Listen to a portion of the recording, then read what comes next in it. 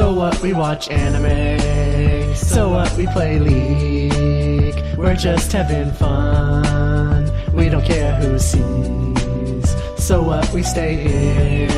It don't bother me. Living young, pale, and nerdy. Hello and welcome to the Reetin Entertainment Podcast, episode 82 for November 27th, 2016. My name is Nathan Reetin Spruth, and joining me this week we have Jerry, Parallax Abstraction Corcoran. Yellow. And we have Andrew, Aroah McFain. Hey everybody, it's Connor. I like computers and I program. Shadow. Oh, that's good. That wasn't a bad imitation there. So, as always, we're going to start with what games we played this week. What games have you been playing, Andrew Aroah McFain?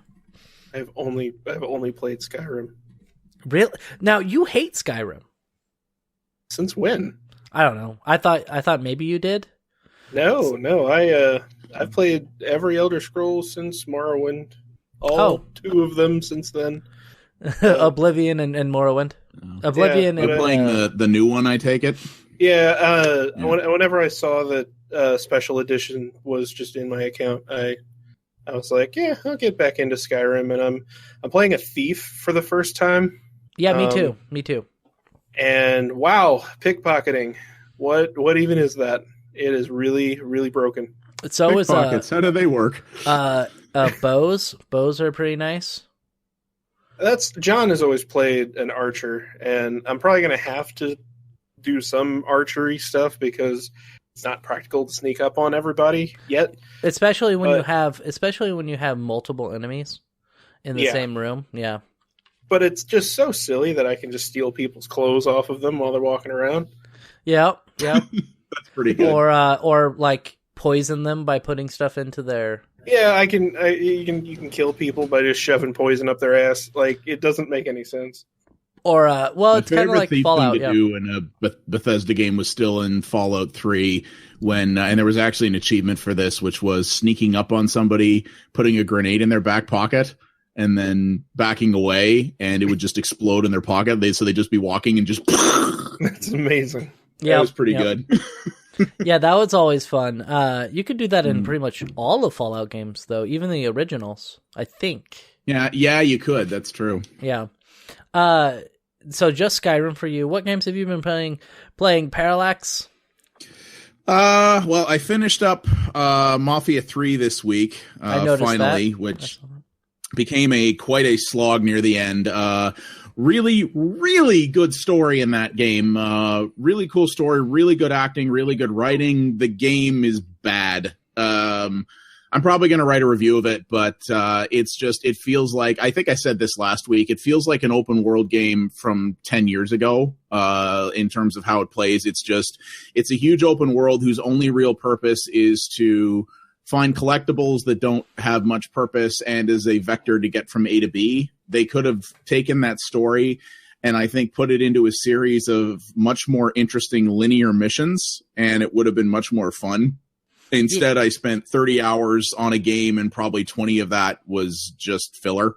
Yeah, I gotcha. It's too bad, because I really liked the first two games, and even though the second one had a similar problem where it had the open world without much to do in it, it felt better contained and just felt like there was a lot less of that like downtime, nothing period than there is in this one. And it just feels like they spent open world money to make this thing, but they didn't have to do the same, to serve the same function, I think. But yeah. But I got that done. I wanted to play. So right now, I don't know if it still is, but on the Windows Store of all places right now, the first episode of the Telltale Batman is free. I decided I'd give it a try. I didn't actually get to play it yet, but I'm curious about that. I know you generally said you thought it was decent. Yes. I'm kind of burned out on the Telltale formula a little bit, but I figured I'm curious to give it a shot because I like to see a different kind of Batman story or whatever, so I'm doing that. And I played today. The video is actually uploading as we speak. I did another video today on this indie game that I discovered after the fact was made by one guy in Ottawa, where I'm from, which is unusual. We have a game dev scene here, but not a huge one. It's a game called Small Radios, Big Televisions. Oh, yeah? It was put out by Adult Swim, so I'm always interested in kind of anything they make because they tend to put out some really like weird and different things. It's basically it's an exploration puzzle game is the best way to put it. It has puzzle solving in it, but you have to see this thing to see and hear this thing to understand just how cool it is. It's absolutely soaked in this really awesome style that this guy has. It's made the guy's development. This one-man development studio is called Fireface, which I think is amazing. And it's he has this very cool, like 80s looking sort of blown out colors, very synthwave type thing that he does. He actually did everything for this game himself, including the music. And you'd have to see it to understand, but it's a short indie game. It's like $10, and it's apparently not super long, but it's a puzzle game that has this weird sort of a little post-apocalyptic narrative behind it that it doles out to you between the levels. I had no expectations of it. I got offered a code for it, and I just looked at footage of it, and I'm like, this looks nuts and cool. I'm going to try it. And I actually was really, really surprised by it. I'm probably going to finish it. That's good. But my video's uploading now. It'll be going up tomorrow morning, so the 28th of November, and you can see a lot of it in there, but it's quite something. It doesn't look like it's selling very well on Steam. It has a pretty low peak player count, but it's pretty cool. It's very interesting. And I've been playing, other than those, I've been playing Rainbow Six Siege every night with some coworkers. I'm still terrible at that game, but I still quite enjoy it. And I bought a cheap season pass for it too, which was cool. Oh, good. So I just wanted to talk a little bit about a video that you put up. So how many views is your what was it called? I forget what it was called, but that console. I'm now calling it my ReetinBIt Generations video, but the title is "Do Not Buy the RetroBit Generations: A Retro Flashback Rant Review." That went up a week ago today, actually, and as of right now, I'm still beside myself. It is up to 11,018 views, has 303 comments and 180 likes. And to put that in context, a decent video on my channel maybe does 120 views if I'm lucky. Yeah, I know how that goes. So yeah, this thing. So the reason this blew up was a couple of things, which was that number one, a lot of YouTubers, for I don't know why, but a lot of YouTubers have been heaping high praise on this thing that it does not deserve. And I think my video stood out because it's one of the few on YouTube that is blatantly saying, don't touch this thing, it's crap. But for whatever reason, I discovered this week that if you type RetroBit, at least it was the case, I don't know if it still is, if you type RetroBit Generations into Google, my video is at the bottom of the first page of results. Oh, nice. Couldn't tell you why. No SEO. idea why, because SEO, people have done videos on this who are way more popular than I am, but... Maybe you had better tags. Well, I've been told lately from stuff I've read that tags almost don't matter anymore. It's mostly titles that get the attention. And I mean, my title is slightly enticing, but not compared to some of the clickbait garbage that's on YouTube. So keep in mind that Google will cater your results to your own history, though, as well. That's true. That this is true as well. The reason I found out about this is a coworker was the one who told me about it because he found it that way. So I don't know, but I don't know if that's the reason why or whatever. But I've also had the thing I'm frankly most proud of is that it has 303 comments right now. I would say half of those are mine because I've been responding to just about every single one. But aside from two douches in particular, the comments have actually been incredible. Either people thanking me for saving them a bad purchase or people who disagreed with parts of the review, but who actually came in and said, hey, I disagree and here's why, and actually had a back and forth with me. It's like the anti-YouTube comments in there. It's amazing. That's good. I'm really, really happy about that. And yeah, in the last week, I've gained 116 subs, which I would be lucky to get that in 4 months before this. I have 104. I don't think this is altogether. Yeah, I don't think this is gonna. I don't think this means I'm all of a sudden going to become uber popular. This video is more or less a fluke, but some people have said they enjoyed the stuff and they've watched my other content and they're going to stick around, which is really cool. I mean, we'll see how this Small Radio's Big Televisions video does tomorrow, but it's signaled that this has been some kind of at least minor turning point in my channel that I'm very happy about. And I actually met another YouTuber in my comments who does a lot of retro stuff, and he's got I think it's 18,000 subs, and he's talking about maybe doing collabs or something in the future, which would be cool too. So yeah, I mean, I just want to say thanks to everybody who's watched that thing. It's not the kind of video I normally make because it's very ranty, and I'm not big on. I don't normally like angry rant videos. That's never been my thing normally. So what you have to do is start doing that. See, I don't want to. That's the problem, and that's the thing. And the funny thing was the rant in that video. The thing that I tell people as well is the rant in that video was actually genuine. Like that product literally made me angry, and because it was so bad. And yeah, that's the thing. When I rant on something, it's not an act, and I don't want it to become one. So I don't know. We'll see what happens, but I'm mostly happy to see the people who are saying that they saved themselves a purchase, because I really think it's a terrible product that people shouldn't support with their money. So I'm glad that's the case. I'm still saying you should sell out. Yeah. I don't know. I got a decent job. I don't know. YouTube feels a little too fickle for me. You can call yourself the irate gamer. Yeah. Oh wait, no. There was another one. There was somebody else who was called that, and he was terrible. Angry. I'll just create a new show called Pararants or something like that, and I don't know. Anyway, it's just been a hell of a week watching, like, getting up in the morning and seeing that the video added 1,000 views overnight. It just fucking blows my mind. I can't believe that, and it's been kind of a shitty month for the world as a whole, but it's been, for a lot of reasons, it's been kind of a really tough month for me. And yeah, seeing this thing take off this week really helped a lot, which is really, really cool. Right. It like controversy and putting out like a contrary opinion is a really good way of getting exposure, even on something that's like not really all that special. Because I can say from experience, one of my most popular videos is one where I'm talking about a stupid Kickstarter project. And I doubt either of you have ever heard of the Nifty Mini Drive, but nope. enough people liked it to go on my video saying that it was garbage to complain about me saying it's garbage.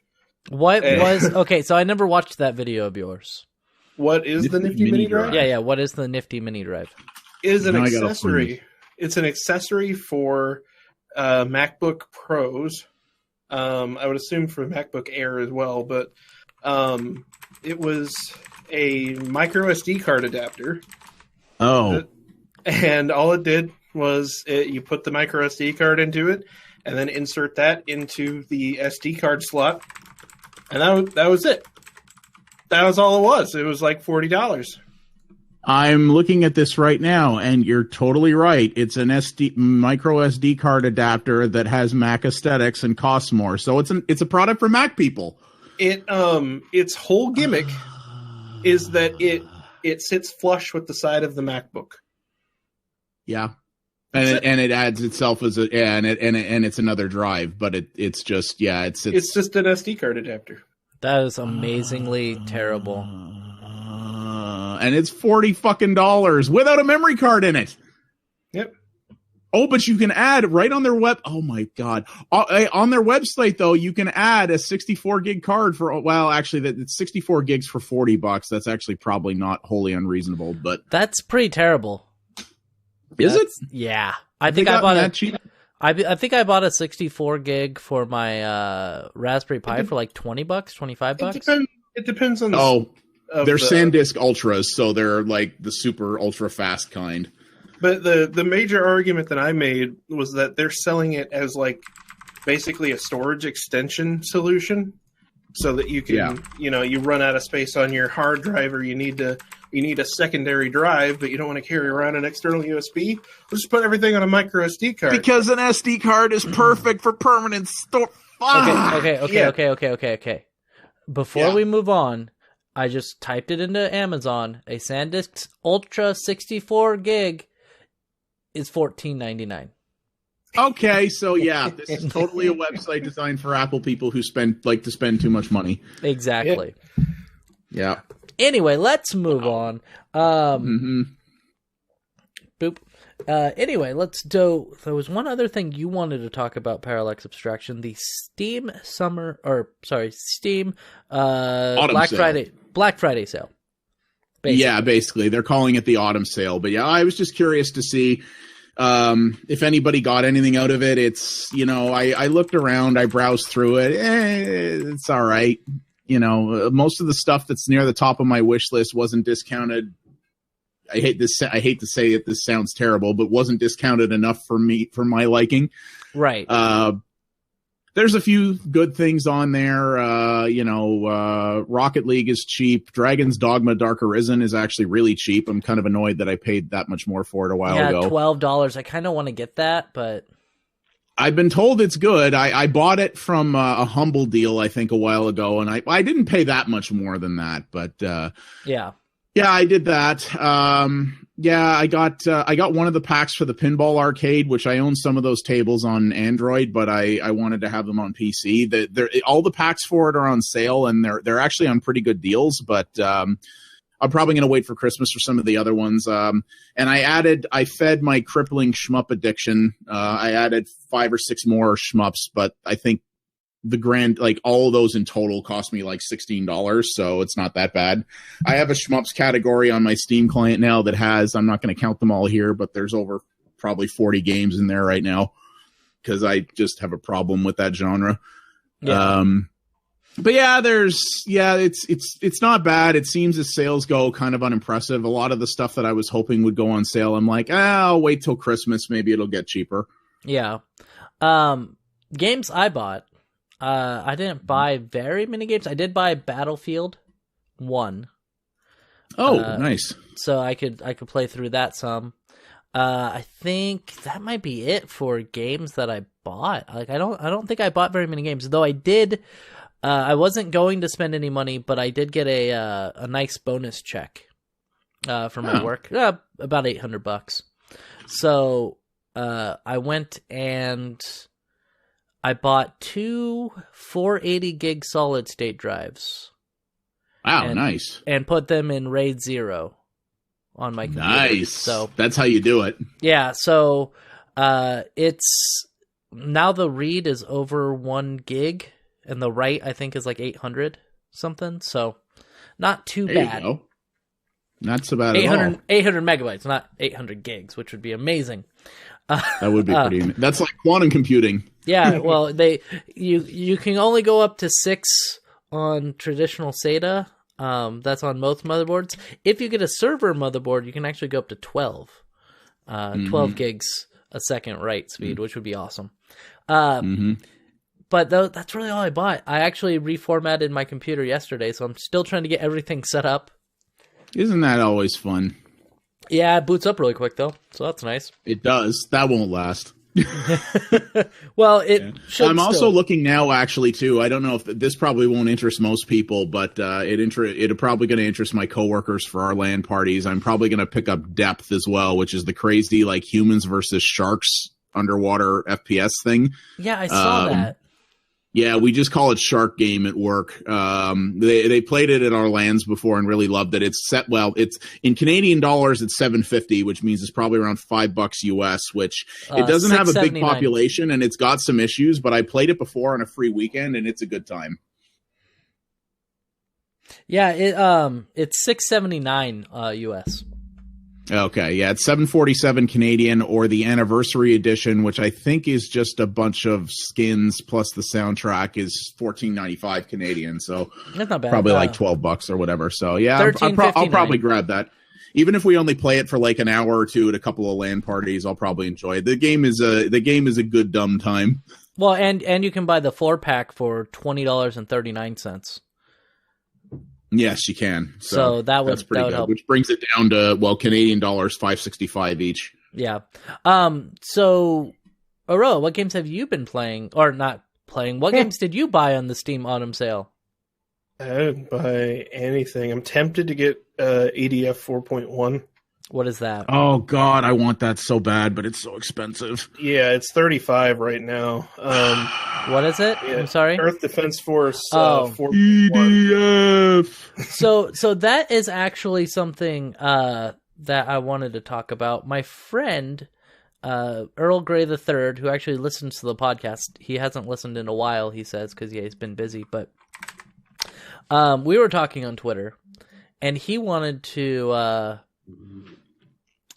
me to play through some games that were only released in Japan and Europe, and they're called the Simple 2000 series. Apparently, they're budget games that were released in Japan, and they had a game called Volume 31 of this series is the Chikyu Bojin, also known as the first Earth Defense Force game. Oh, the one yeah. Oh. And so there's like a series of games he wants me to just like do reviews on YouTube, and that was one of them, the first Earth Defense Force. Yeah, that's supposed to be crazy or something. From my knowledge, it's nothing like the newer games at all, but yeah, it's set in the same universe kind of thing. I mean, for those who don't know much about it, I mean, look up this series, but they're the best, worst games ever. They are objectively pretty damn terrible, but they are just the dumbest fun to have with people. Like, they're not that fun to play by yourself, but if you're with people, preferably slightly inebriated, that you can laugh about with, it's a riot. I played the one on the 360 with a buddy of mine quite a bit. We beat it, and then the thing is that on the consoles, the big thing with the games is because one of their main selling points is that they have like a trillion enemies on screen at once, but they also run like garbage typically. Yeah. But the PC version is actually, considering this is from a tiny little Japanese developer who's had no history on PC before, apparently the PC version of this is actually quite solid. And yeah, it runs like grease lightning on a good computer. And it has online co-op. I really want to play it with people, but it's way, like when it came out on the 360, the version that came out on the 360 a few years ago was like $30. This one, at least in Canadian dollars, is $55 normally, which is way too much for that. But it's 30% off right now. I'm going to wait till Christmas and hope it goes to 50% off, and then I will probably pull the trigger on it. Do it. Pull the trigger. Yeah. There's another thing that I found really cool too in this. Well, not I found it because of the sale, but it didn't exist because of the sale. That I'm debating buying at some point and playing with either on a stream or something else. So I've talked about my crippling shmup addiction. Yeah. There's a product in early access right now that you can find on Steam, actually called Shoot 'em Up Kit. And it's exactly what you think it is. It's a construction set for shmup games.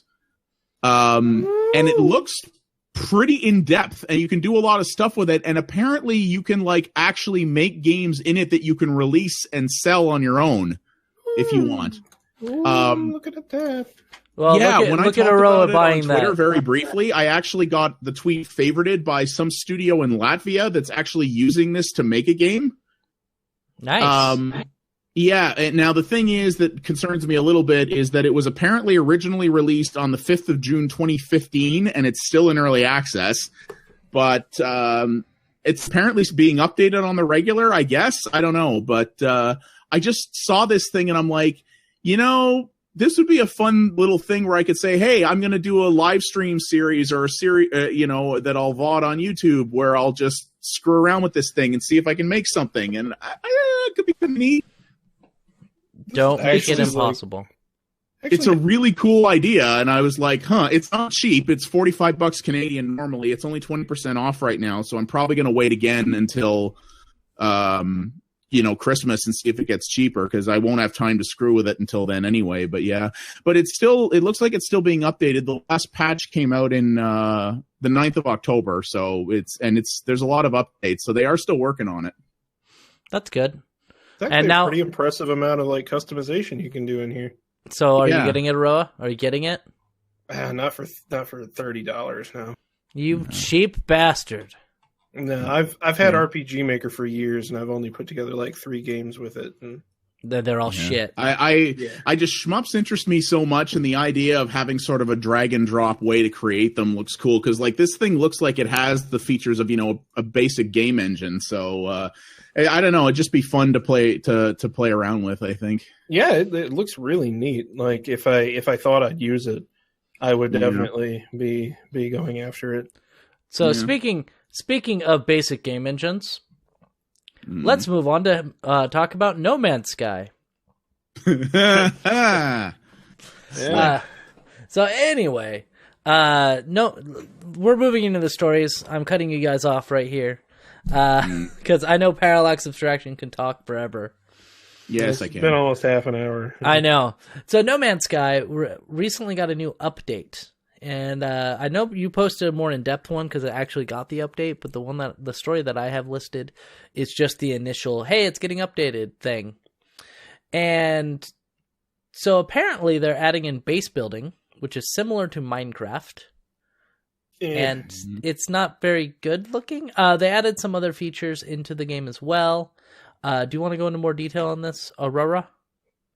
Oh, I don't have the article that I posted earlier, but yeah, basically they put out an update finally. They spoke. Yeah, they actually said, "Hey, here's the update. We're really glad it finally happened." And I said it's just too little, too late.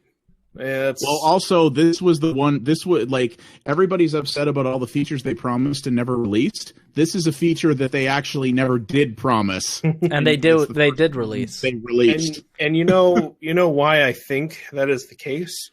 I think it is because this wasn't all that difficult for them to implement. Probably not, no. They probably were able to reuse a lot of assets that were already there, and they probably had like dev tools already made to do that stuff and just kind of tweaked them. Yeah. Basically added in some scripting that goes create this object in this location. Yeah. And I'm not saying it was trivial by any means, but I think it was probably one of the easier things for them to throw together. And they also added in some anti-aliasing features. Some motion blur effects that you can. They added some. Yeah, they added. Was it temporal AA? And then they added motion blur, which does make things look a little cooler. They also added a creative mode that lets you just wander around the universe without fear of dying. I don't know why you'd want that, but yeah. Yeah, and a survival mode. Which they don't go into details on what that means. No. But chances are it just makes your resources dwindle even more quickly, that's totally what people wanted, right? Yeah, that's what I like in games. Again, these were things that honestly probably were trivial for them to implement. Like, these are just variable tweaks, but the main thing that people... I mean, it's nice that they're doing something with it and that they actually finally talked 3 months later, but... Yeah. It's just is this going to satiate the community in any way? No. Probably not. No. The very quickly disappearing community at that. Yeah.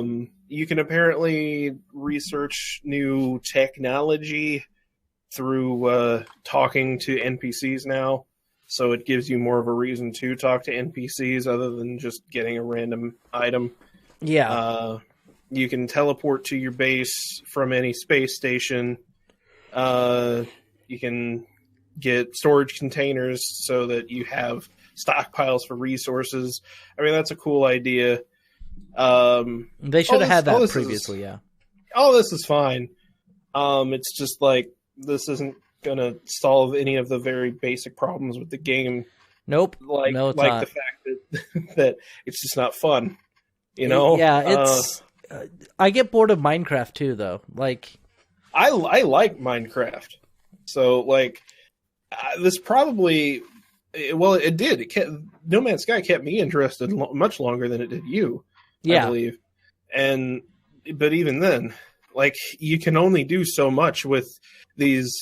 It was honestly kind of, if you want to compare it to Minecraft, it was more akin to like beta Minecraft, where, but even then, lacking the simple yet satisfying creative portions of Minecraft that continue to make it so appealing. Here, you've only got the exploration and discovery elements, and they're so very limited that there's nothing to keep you occupied past the first few hours, if that. Right. And it's all samey is the problem for me. It is, and they have like this whole crafting system that they kind of have going on there, but nothing makes any sense, and you have to collect recipes in order to do anything. I don't know, they needed to reintroduce a lot more into the actual basic game and not tack on something like a base building system and whatnot. I think if they would have put in more elements and expanded the crafting system, that would have been way, way more satisfying, which they did something where like now there are particular elements that can only be harvested with particular tools. But if you're already like, I had a huge problem where I couldn't upgrade my fucking gun. So like, the inventory space that you have for holding other tools was extremely limited. So I don't know why you'd make it even more difficult to get resources whenever that was already a major complaint with the game to begin with. Right. That makes sense.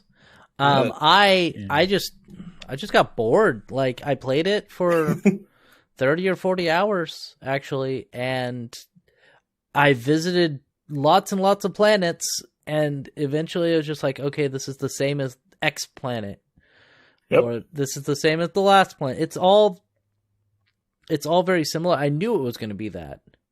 But I was hoping for a little bit more, at least with like the interactions with the NPCs, maybe some multiplayer. I figured it wasn't going to be like a ton of players that you could play with and stuff, but I figured maybe you'd be able to run into somebody every once in a while. Even if you can't kill them, you could just like do shitty emotes at each other. But nope, couldn't even do that. Yeah, I mean, that was a really big problem with the game, is that like NPCs were completely useless. And I was also hoping multiplayer. I was hoping it'd be more of a space sim too. Yeah, and so like you have a flight stick. I have a flight stick, and they are totally useless in that game. I do too. Yeah. Yeah, that's the thing. It's and that's the thing. In the way, I've not touched the game, but I've seen a lot of coverage on it. And I mean, the fact is, the way that game plays and the way the game forces you to fly your ship, using a stick with it would be infuriating, I think. Yeah. It's because the game tries to wrestle control away from you so often, it would feel like you're really not managing it at all, you know? Yeah. There was another. I mean, and that's the thing. Like, you guys talk about Minecraft a lot, and the main thing I just want to, that I think of when I look at this update is I'm like, that's cool and all, but like, who is this for? Because people who love Minecraft are not going to suddenly switch to No Man's Sky, and no one who. This is not only something that wasn't promised. Like, base building, I would think, is one of the last things people were asking for in a game about exploration that really encourages you to not spend that much time on any one planet. Well, actually, my friend James, who may be listening to the podcast, did want base building. But yeah, whatever. I think he's definitely in the minority. Like, base building was a feature that was asked about. Like, why isn't this in here? But I don't think people wanted that so much as just a reason to play the game in general. Like, base building serves as a way to make playing the game easier, but if the game itself isn't fun on its own, like, that's not a reason to keep playing. Mm-hmm.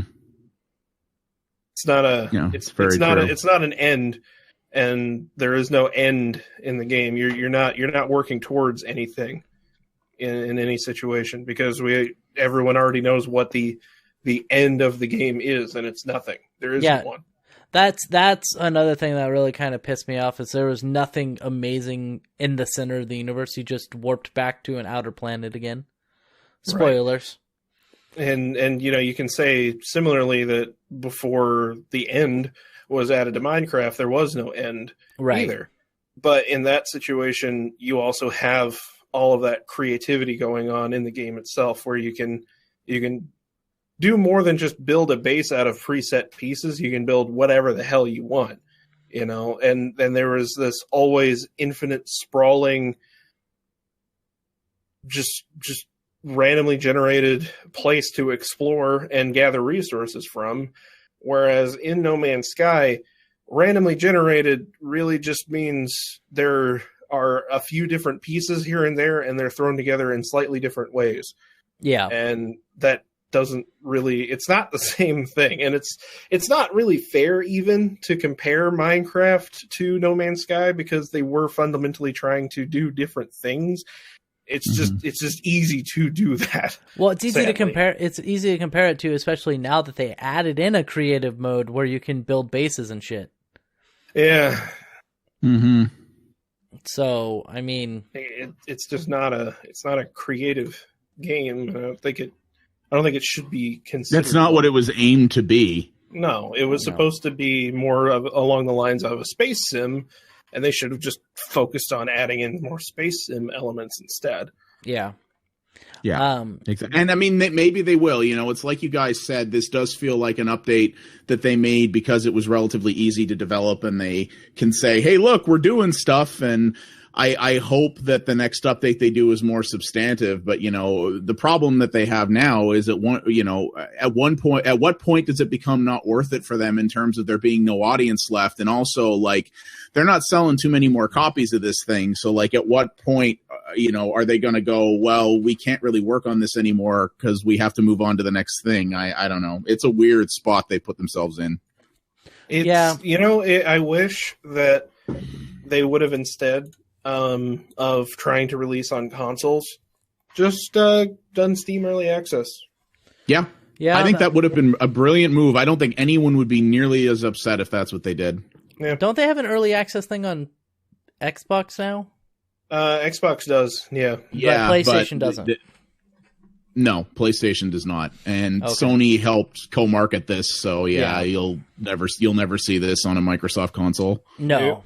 Well, you might. It might take a while, but it might. Yeah, they might have a time thing, but again, also, are they even going to think that that's worth doing at this point? Who knows? Right, because most of the people who have got it haven't have the best reviews for it, so. No. Well, that's the thing. And like I said, it's a weird spot they put themselves in, and they absolutely put themselves in it. So, yeah. And staying on the topic of No Man's Sky and Hello Games, it's going to be very brief, but one of the developers, what's his name? Gareth Bourne. Gareth Bourne. Actually has moved on from Hello Games and is now working on Star Citizen. Which, I mean, this isn't. Could there be anything more perfect? Yeah. This isn't a huge deal, but the weird thing is this guy's been there for almost 6 years, and he also worked on Joe Danger as well, and Joe Danger 2. Yeah. So he's been there for quite a long time, and now he's moving on. So that. I mean, obviously, people quit their jobs and go to different jobs for more money all the time. But, when somebody's been there that long and leaving to go work on another game, not the best for morale and everything when you have one. Because they have a very small studio of, 12 developers? Something like that. Yeah. So, and this guy was a rather instrumental part of the team, it sounds like. But, Yeah.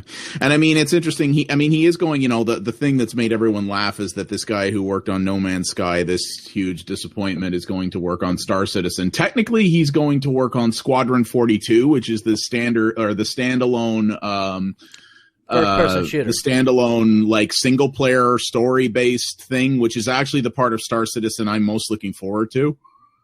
I want to be an engineer and a miner. Yeah, it's funny. It's funny that the single player campaign is the thing you're looking most forward to, because I think that's the thing that, like, if it were up to me, that would be the thing that's just completely cut out of Star Citizen entirely. Well, I like I have to say I like the idea of Squadron 42 mainly because I haven't played through them all, but when I was a kid, I played a couple of the Wing Commander games. Yeah, I get that. I'm a huge fan of that series, and that's the main reason. Yeah. That always interested me more than what they're planning to do with the open world MMO thing. I mean, don't get me wrong. If that thing is cool, I'll love it. But as someone who has been very heavily tempering my expectations on Star Citizen, Squadron 42, I'm like, that's the part that'll probably still come out. I'm trying to temper my hype on it, but I am totally going to get it and try to play with Aroah if he wants to be a mining buddy. Because I don't like being a bounty hunter in that kind of game. Okay, good. You're like, I don't like being a bounty hunter, and then you get on my ship and you're like, oh yeah, by the way, I lied. It's well, especially in fucking Star Citizen, because like you're gonna have to suffer if you like lose your ship and shit. Like they have insurance. Come on. Yeah, and you like that's real. Doesn't that cost real money? No, I'm pretty sure. No one really knows. Yeah, it's all really vague. It's all that's true. Part of the shit that makes me not even care about the game really right now. But see, I thought that it was going to be like you buy your ship and you can keep your ship. Like if you die, you get to keep your ship or pay, like kind of like Elite Dangerous. You have to pay X amount of during the time whenever they were like really asking for funding, it was like this covers the cost of your ship and lifetime ship insurance or something like that. But like, is there an implication that there won't be lifetime ship insurance or that you have to pay extra for that? I don't know. There was at one point, and then I think they walked that back a bit, and I don't friggin' know. No one knows. I'm still buying it. Screw it. I'm not paying. I mean, I backed the Kickstarter at like the $30 tier at one point, so I've got like some low end, friggin', Honda Accord friggin' kind of ship in there somewhere. So I mean, if and when it ever arrives, I will definitely try it. No doubt about that. You've got a Pinto. Yeah, something like that. Somebody hits your... The kind of ship that, I'll fly out of the station and all the people who've dumped, $700,000 into the game will point at me and laugh, but, Whatever. People have pumped way too much money into that game. Oh, fuck yeah. Moving on to spending way too much money on something. Actually, this is reasonably priced. The what was it called? Windows 10 VR headsets. Oh, yeah. Their Windows 10 VR headsets are going to start at $299. Mm-hmm. So that's not bad. We were actually going to talk about the specs a little bit to be able to run these, which isn't terrible. You'll need 4 gigs of RAM, a DirectX 12 graphics card, USB 3.0 support, and 4 CPU cores. Nothing too crazy by today's standards. Yeah, and then if you've got a dual-core CPU with hyper-threading, that'll work as well. Yeah, so 4 at least virtual cores, if not real cores. Right. By comparison, the Oculus Rift and HTC Vive require a quad-core Intel Core i5 4590 or faster processor, 4 gigs of RAM, USB 3.0, and either an NVIDIA GTX 970 or AMD R9 290 video card. Oculus just rolled out a new feature that'll let its VR headset run on even slower hardware. Hmm. Interesting. Okay, I'm curious about these Windows 10 things for sure. I mean, the thing that I heard earlier this week though is that apparently a lot, like Microsoft, as they often do, was terrible at engaging the development community on this. I guess a lot of VR developers only heard about this when the general public did. Right. So all of them are kind of like, okay, could be cool, but we have no idea. Well, it's not for games, I think is the reason partially for that though. Yeah, I feel like that too. If the requirements are going to be that low, like I'm sure it would support games, but it's not going to support this caliber of stuff you're getting in the other two. It seems to me obvious from the way that they were marketing it, at least, that this is meant to be like a stepping stone towards whenever they eventually release a HoloLens consumer edition within the next year or two. That's what I was thinking. Yeah. This is meant to basically be a headset that you put on that projects. It puts you into a blank space that then projects Windows holographic bullshit all around you, and you can interact with it that way. I think that's what it is. It's just to get the general public comfortable with the idea of Windows holographics, so that whenever they do end up releasing the HoloLens, hopefully a version that doesn't suck fat cock like the current one, it can be something that people are already familiar with and like the idea of. Do you not like the HoloLens, Aroah?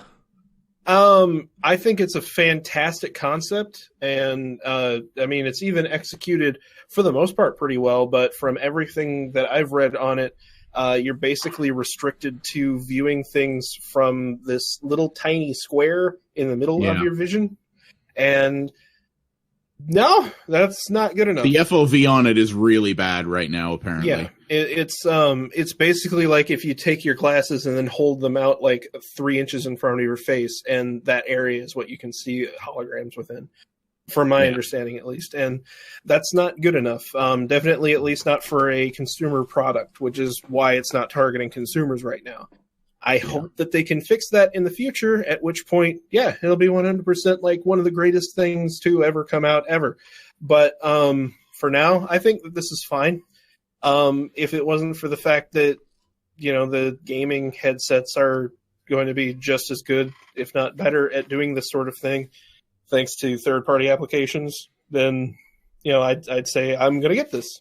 But I'm not going to, because I could just get an Oculus Rift or a Vive and do the same thing. So. Yeah, exactly.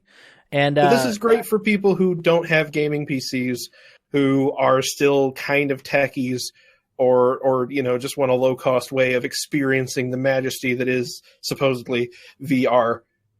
Personally, I'm going to wait until my Pixel comes in next month, and I'm going to get one of those. It's not great. It's not great. Oh, okay, yeah, you got one. Yeah, it's.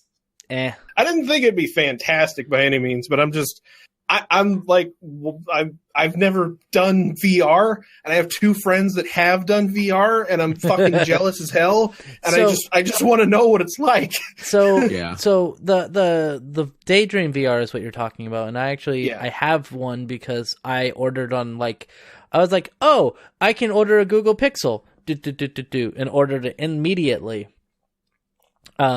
And my credit's really good, so I qualified. So they were like, "Yeah, here's 2." Yeah. My credit's not very good, and they gave me it. So don't finger yourself over it. Well, fuck you. So anyway, I had to think of a vulgar expression. I will finger myself over it. So anyway, because I pre-ordered or whatnot, I got after my first payment or second payment, they're like, "Oh, well, since you made a payment, we're going to send you this Daydream for free." And I was like, okay. And I've used it, and it hurts my eyes. And I watched YouTube on it, which was okay. But they don't have very many apps that support it. You can't even just, browse through Google Chrome on it. Oh. I was like... Why would you want to, honestly? I wanted to watch VR porn. I mean, fair enough, I guess. You're gonna have to get a Pornhub premium subscription for that shit. Yeah, I was like, come on, there's gotta have, they have VR porn. I'm gonna try it and see what it's like. and they wouldn't let me, and I was disappointed. So I was like, come on. It wasn't. It's not a terrible experience, but it's not something I'm going to go to do all the time. And there's not enough games on the VR on the Daydream VR Android thing that really interests me right now. They have it'll get there though. They have a Harry Potter game, hopefully, Fantastic Beasts or whatnot. They have that game. You can watch YouTube, which is kind of nice. You can create a big screen in front of your face that you just lay down and you're watching it on your ceiling, and then people walk in and they're like, "What the hell are you doing?"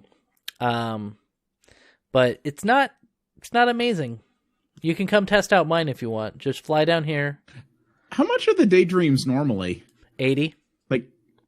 Oh, okay. So they're all right. So it's kind of like Gear VR. It's not super expensive. I know people say that Gear VR is apparently surprisingly good for how cheap it is.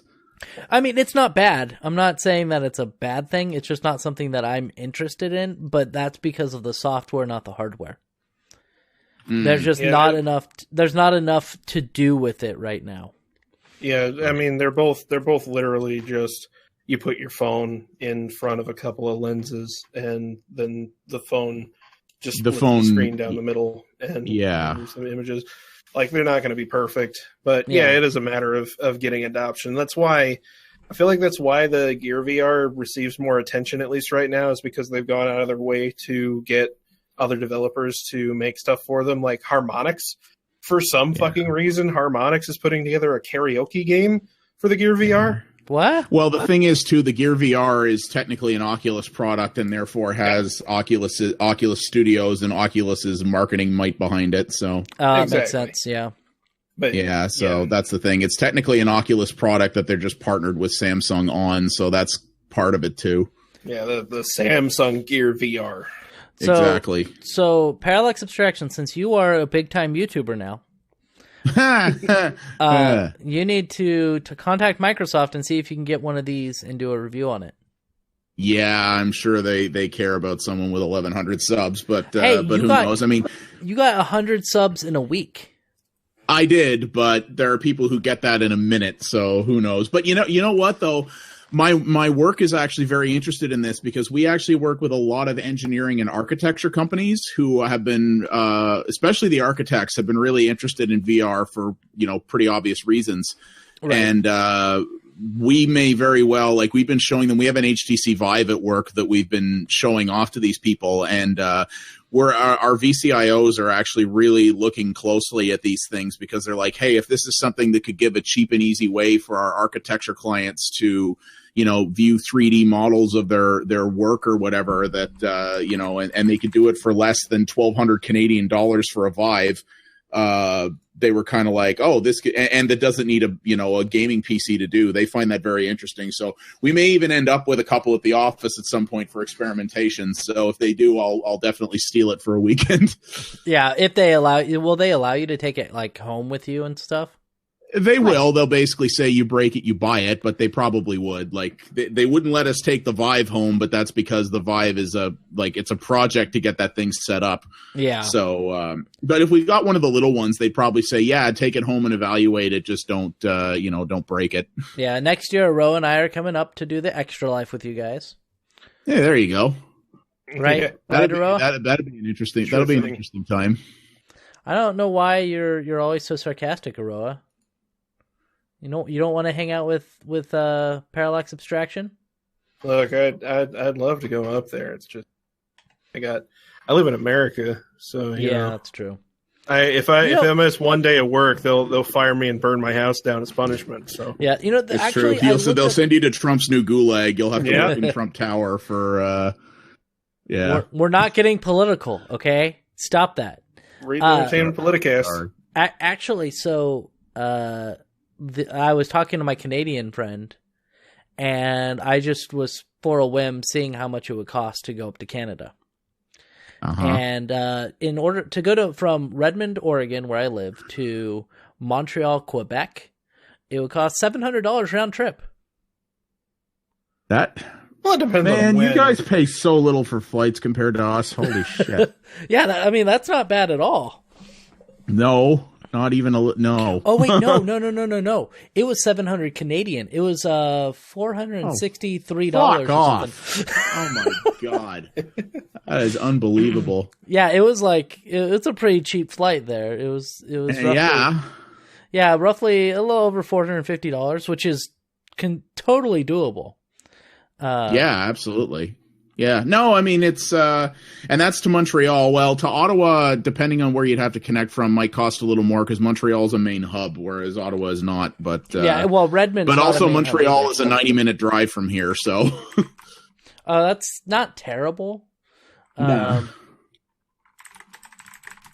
And I mean, to be fair, poutine started in Quebec, and you'll arguably get some of the best of it in Montreal. Oh, man. Yeah. I never had poutine. I mean, you never had it before? Never had it. Never, ever. It's pretty good. You just don't want to eat it regular. Why not? Because it's really bad for you. It is 3 things that are bad for you on their own: French fries, cheese curds, and gravy combined together. So It's triple bad. I think it sounds amazing, actually. Oh, it's fantastic. It'll just kill you if you eat too much of it. Oh, okay. That sounds But it's good. really... don't get me wrong. It's really friggin' good. So that's not terrible. So from Redmond, Oregon to Ottawa, it would cost $538. Yeah, that's not bad at all. Yeah. Man. It'd probably even be cheaper for Aroah. Maybe. He's a little closer. So anyway, we're a little off topic now. Let's talk about the Google Pixel some more. So apparently some people were running a weird scheme where they were getting the Google Pixels for cheaper and then selling them a higher price. I think. Don't say. And what they were doing, it says, we identified a scheme in which consumers were asked to purchase Pixel devices on behalf of a reseller, who then marked up the cost of those devices in order to resell them to their customers. We prohibit the commercial resale of devices purchased through Google, through Project Fi or for the Google Store, so everyone has an equal opportunity to purchase devices at a fair price. Many of the accounts suspended were created for the sole purpose of the scheme, but since some customers were not aware of these terms of sales and are now locked out of many Google services they rely on, we're restoring access to these customers' accounts. So, from what I understand, the people were buying them and listing the address as either, I believe it's not New Jersey, Delaware, Oregon, and there's another state that I can't recall. Are they cheaper based on what state you buy them in? Because you don't have to pay sales because of sales tax. There's no sales tax in Oregon. Right. So I theoretically get things cheaper than Aroah does because I don't have a sales tax, which is awesome. And so they were, I don't think it was Oregon. I think it was Delaware or another one. I've kind of just skimmed through this. And then they would, resell them, and then they were having issues with that. So, if you were locked out of your Google account because you bought a Pixel from a shady place, you might want to contact Google and be like, hey, I'm sorry, this shouldn't have happened. What are you guys' thoughts on Google suspending accounts because of this? I mean, if they straight up say you're not allowed to resell stuff you buy from us and people are doing it, then that's pretty much end of story, right? Yeah. And I mean, I don't frankly have a problem with that, because when I've seen what these fucking scumbags are doing with NES Classics, like, fuck those people. Apparently here, I don't know if it's everywhere, but here, Walmart marked up the price of NES Classics to $250. Yeah, fuck those people. Yeah. Like, I mean, I understand the whole argument of if people are willing to pay it, friggin' whatever, but I don't ever, you can buy something and resell it for whatever you want, but when you're taking advantage of a shortage to rip people off and taking it out of the hands of people who are willing to pay the advertised price for it, I kind of say fuck you at the same time. But this happens every time Nintendo releases a console, other than the Wii U, because the Wii U didn't sell very well. And the Wii U did have a little bit of that initially when its first wave sold out. It just didn't last very long. But I mean, the same thing happened with the Xbox One and the PS4 at launch. It's the same thing. It's just profiteering. It's just what people do. Same thing happens with iPhones. It happens with everything. But they need to I don't know, have enough supply, because the Switch, it's going to happen with the Switch. There's not. It'll happen with the Switch for sure. I mean, the thing with the NES Classic is Nintendo, and I actually believe them in this case. They are saying they legitimately didn't believe it would be as popular as it is, and that they're working very hard to try to get more of them out there. I don't think this was a supply constraint thing. I think even they were shocked at how well this thing did. I saw it and was like, yeah, this is going to sell out.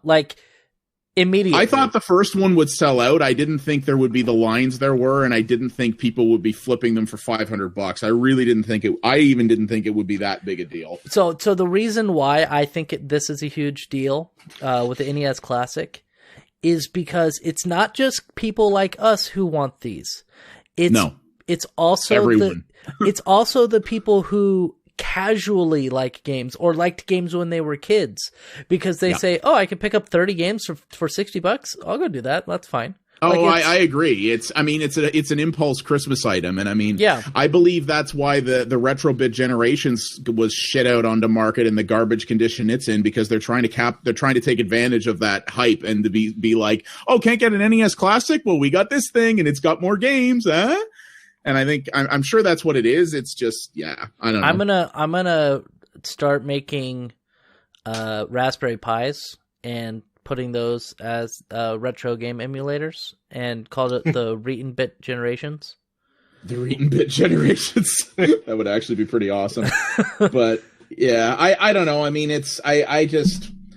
I'm not gonna lose any sleep anyway about these people who can't resell pixels anymore. But also I'm so sick of hearing about the Pixel, because I've got a Nexus 5 that's getting pretty tired, and a Pixel, because I have to buy unlocked phones, is like $1,000 Canadian, and I'm like, don't do that, you moron. You really shouldn't. But I keep thinking about it. It's such a good phone. I know. I played with one. I played with one at Best Buy, and I was just like, yeah.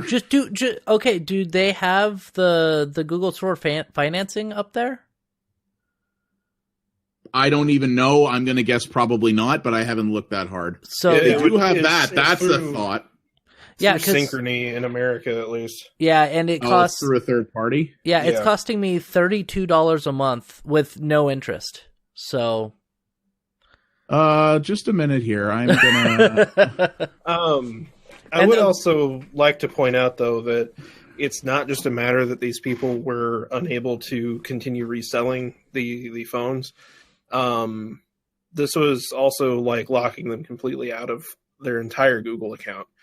Oh wow, really? I as much as I would tend to agree with you that fuck these guys for trying to take advantage of people. That's a little harsh. Yeah, you can't completely lock somebody out of an account like that whenever it's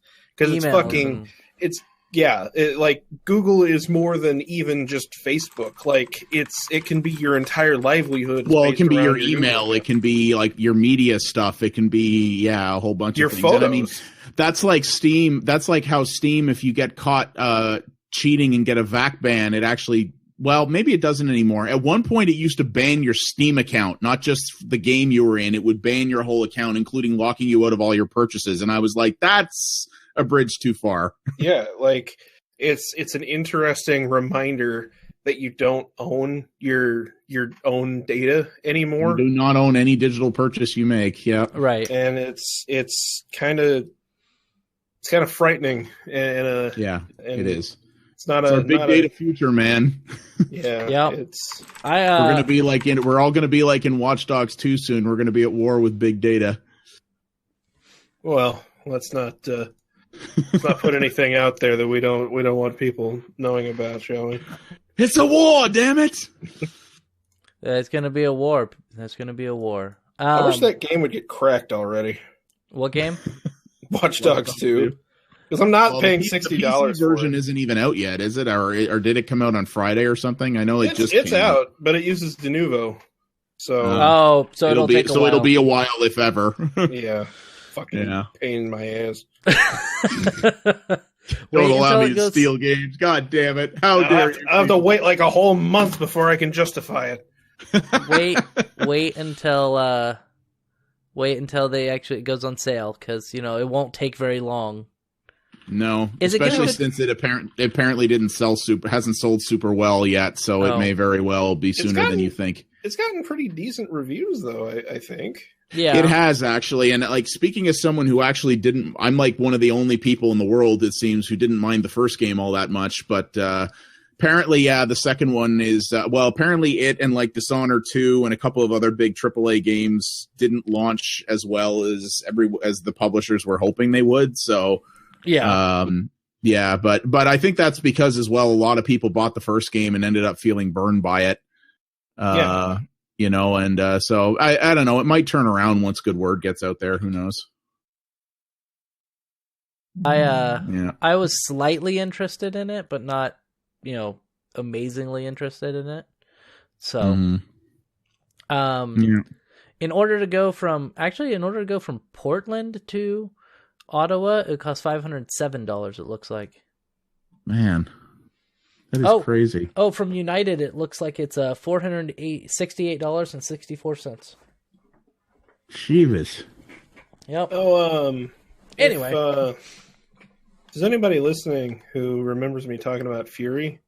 Yeah. That was the overhead shooter-like game. Yeah. It's a shooter sword fighting. Is that like the all boss fights game? Yeah. I have that on PS4. I'm really curious to try it. Yeah, it's 40% off right now on Steam, and you can get the soundtrack with it for an additional $5. So it's $20 for the game and the soundtrack, and I would pay $20 for the soundtrack alone. I actually I haven't played the game yet, but I actually went out and bought the soundtrack because it's pretty damn good. Oh, it's so good. Yeah. All right. Yeah. Great. Good. I thought we were waiting on something. That's the only reason I brought it up. But... Nope. We're just done. Yeah, we're just done. Oh, okay. You know what we can do though?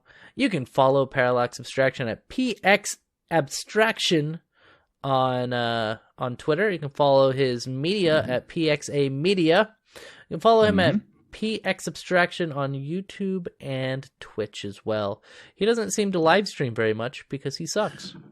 Yeah, well, no, it's more that OBS sucks, but that's that issue with OBS and NVIDIA cards has still not been properly sorted yet, but when they get that sorted, and once my girlfriend is back, which will be after next Friday, and I have some more time, I do hope to do some more streaming of a few different things on my backlog I want to get caught up. So right. And you can follow Aroah on Twitter at Aroah. You can follow him on YouTube at Aroah1337. You can follow him on Beam at Aroah, and you can follow him on Twitch at Aroah1337. I've also I've been more active on Instagram lately. For some reason. Gay! And I post pretty much everything. Get them filters, son. Gay! Sorry. Don't forget about... Sorry. Don't forget about SatanOscillate.tumblr.com. Oh, yeah, Satan Oscillate, because people aren't going to know how to fucking spell that. They'll look it up. So really, it's a somewhat commonly known palindrome. Yeah. So just some of them. They're gonna be like Satin Oscilloscope. Fuck. Yeah, Google Satin Oscilloscope. Actually, I'd watch that. I'd go to read that Tumblr. And you can follow me. I'm Reetin everywhere. Reetin on Twitter, Reetin on Twitch, Reetin on Beam, and Reetin on YouTube. Just type in Reetin, you'll be able to find me. You can also go to my website, ReetinEntertainment.com.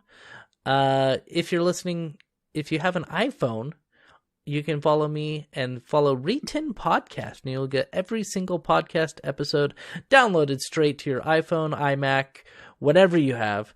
You can also if you're proficient enough to find podcasts on Google Play, you can look up Reetin podcast on there as well and press the follow button. And same thing, it'll download to your Android phone, and you can listen to the podcast on your way to work or something like that. So I thank you guys for being here this week. Mm-hmm. I was here. Yeah, thank you for being here, Connor. Very, very happy to have you. I was referring to you, Aroah. Yeah, Shadowrun. Yeah.